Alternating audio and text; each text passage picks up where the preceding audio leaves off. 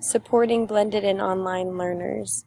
The three areas that I felt like were most important to take away from the readings were engaging the learner, learner interaction, contact and feedback, as well as content. And then I'm also going to touch on a few of the common problems faced by students in e-learning and knowing how to overcome them by Kumar as they relate to the three areas that we're going to touch on.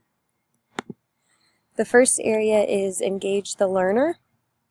As the teacher transitions from a face-to-face environment to an online environment, it's important to make their presence known.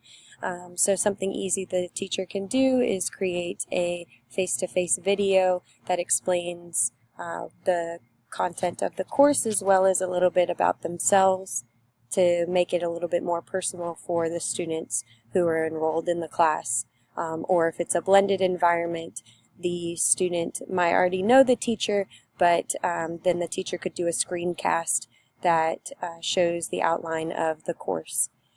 As well as an introduction activity, whether that's introducing themselves or maybe they're working in peer groups to create something that just kind of gets the ball rolling in the right direction of the content of the course.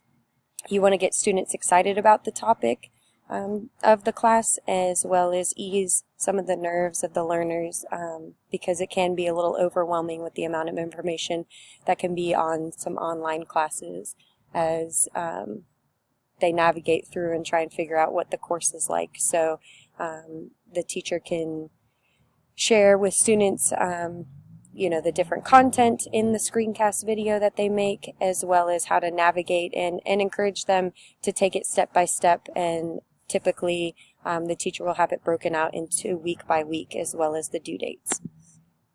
The next area is learner interaction. This is where peers kind of engage with each other, as well as the teacher can engage in maybe discussion forums or they work in groups, but building that online community with each other. And this poses the first problem number one, which is the adaptability struggle. So here's a quote from Kumar: "Understanding the benefits of e-learning and even discussing them with their peers may change the mindset and better prepare students for online classes. Therefore, engaging them into the community aspect of the online class can help ease the adaptability struggle." Along with that is the contact and feedback. So the professor is going to make sure that expectations are clear, as well as keep the means of communication between student and teacher constant.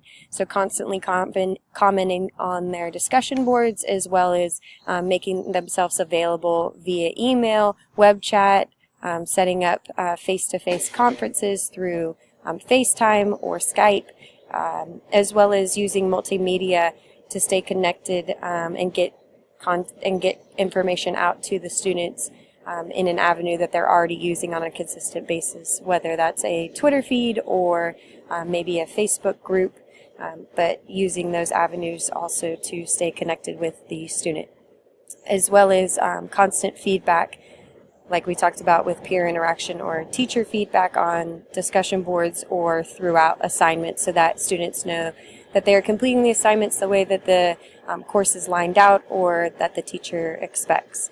Problem number two is self-motivation, helping students not to give up on the course.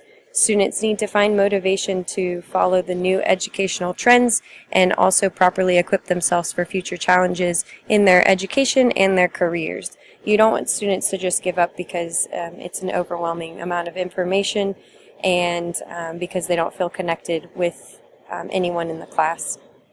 This area we're going to talk about is content. So it's important for the teacher to break the information into chunks or the assignments into chunks, as it will help with problem number three, time management. Time management is a difficult task for e-learners, as online courses require a lot of time and intensive work.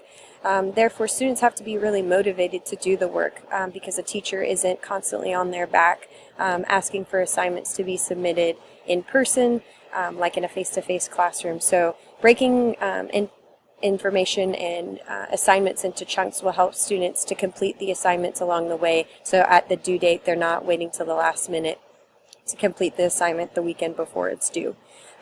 Providing those constant reminders will help students to keep their time management, as well as examples will help students stay motivated because they have a clear idea of what the expectation is for the assignment. I know that that is one area that helps me a lot as an online learner.